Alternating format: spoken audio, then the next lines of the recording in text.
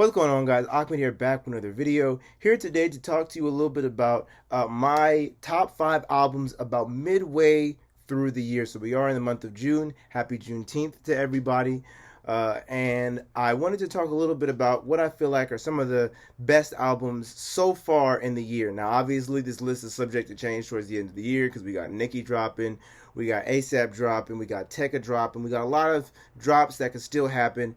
And I like to give only a top 5 because I think the top 5 is of right now is probably who you can expect to see in the top 10. And so yeah, I just want to get into some albums that I thought were really dope for the first half of this year. And also when I go through these and you're gonna see certain cards of my rating for each album. You may notice, hey, some ratings change. You didn't think of this album in this way before, but now you think about it. The thing I want you to remember is that, like anybody, my opinion can change, and some albums have grown on me, some albums haven't grown on me so much, and so definitely throughout you'll definitely notice that some stuff I maybe ranked higher or liked more earlier. Sometimes some stuff I slept on, but now I like a little bit more. So yeah, these are the top 5 albums. First off, honorable mention goes to Ice Spice's "Like." It's not in my top 5, but it was heavily considered. The thing I think that is important, and this is something I've been realizing recently, is I think that there's a difference between a good album and an album with good reception. I think that as much as I did enjoy and still enjoy Ice Spice's record, if we're going to be honest with ourselves, I think that a large portion of the good reception of that album comes from the fact that it was better than what we thought was going to happen, right? But I think that while the album is better than a lot of people expected, or while the EP is better than what a lot of people expected, I still think that standing on its own 2 feet, it's definitely got problems that other albums can and do exploit. Anyway, let's get straight into it. So first off, we're going to start with the most recent record that I reviewed, that being Rock Marciano's Nothing Bigger Than the Program. This is a collab tape he had with Jay Worthy. And overall, I thought this was a really solid record. I'm actually getting a lot more spins out of it than I thought I would. However, I will say that the production doesn't hit as hard as it initially did, mostly because I feel like the beats are getting a little bit repetitive now that I've definitely, had some more time with the record. But still, the punchlines are as strong as ever. Their chemistry is absolutely incredible, and I really enjoyed the soundscape of the listening experience of the overall song. And definitely Underground Kings, Wake Up, and Simple Man are some stuff that I'm like really gravitating towards. The next album at number 4, I'm going to say, is Without Warning by Fabio Foreign. Still am not a big fan of Concussion, but besides that one song, I'm really liking this album a lot. The lyrical focus is super dope to hear. It's interesting there's no choruses on this album, which is a bit new. I don't know if I'm a fan of it, but it doesn't hamper down the album too much, in my opinion.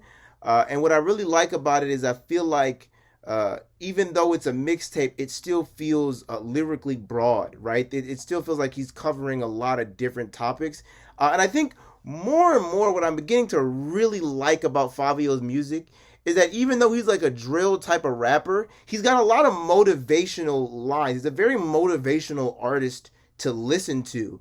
And it's really refreshing. Overall, I thought, again, this was another positive notch in Fabio's discography. It sucks that he's having all these label problems. I would love to see what songs like T. Dot Back or Drilling could have done in the mainstream, but still, for just the sake of building a legacy in the rap game, I'm really proud of Fabio with that one. Number 3, I gotta go with the Producer album by Swiss Beats, Hip Hop Volume 50. Really enjoying this album. It really does feel like a blast of the past, but with modern artists.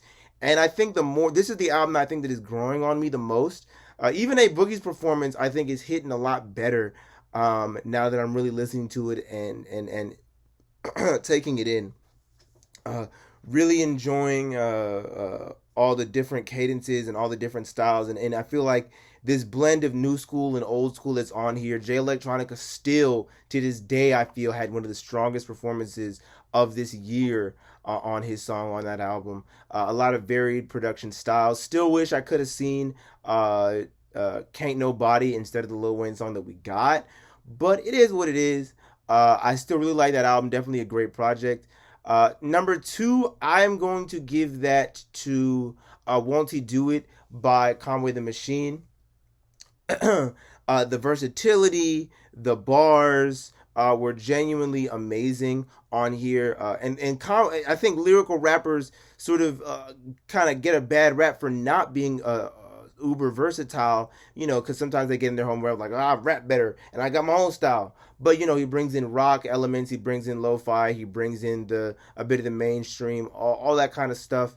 And again, like I said like I said in my review, this feels like an amalgamation of all of his mixtapes kind of coming together into one project. And while I'm not a fan of every single song, and there are definitely repeat themes and things that are covered, I'd be lying if I said there still weren't those deep songs. I'd be lying if I said there still weren't those heartfelt songs.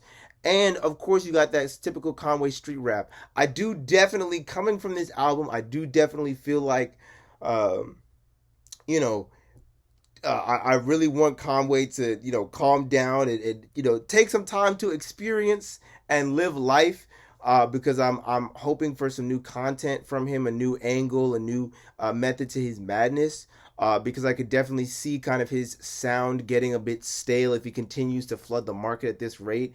And I understand with underground stuff you got to drop a lot, but I do really wish that coming from this album, I really hope that Conway takes some time to reflect and gain some new experience in life, because I kind of agree with Anthony Fantano in that, like, I'm not as I think he was a little bit harsh with his rating, but I do agree that oversaturation is becoming a bit of a problem in his discography. And at the number one spot so far, and it's an interesting because this album I didn't get to talk about it much. It actually came out towards the end of last year, but it was like by the time it came out, I had already done my top 10, so I consider that a part of this year anyway. So, but it was actually Mickey Fax's "It's Only Here." I think it's only here for us. I think that's what the album is called. I really, really enjoyed this record, and I really enjoyed the concept and spirit behind this record. Writing was genuinely immaculate. I really loved how, a lot of times when we get these older rappers who talk and with this business talk and with this business mindset, it's either, sort of not really detailed or, not very specific in its content, or you kind of get a Jay-Z where he is specific and he talks about it, but he kind of is like it comes from this place of, I'm looking down on these kids who know nothing about anything and blah blah blah blah blah, and sort of this hyper capitalistic egocentric nature. But I really liked how I feel like he taught us a lot about how to move through the world financially based off his mistakes. I really appreciated that approach to it because it makes it a lot more personal. And so he kind of starts out with, this sort of hive mind Jay-Z financial tycoon, goes into some of the mistakes that he makes in his finances, and then goes into the mistakes and just in general that he's made, while still here and there providing game to what he feels like we can, as young people, can do better, and what is most important that we focus on.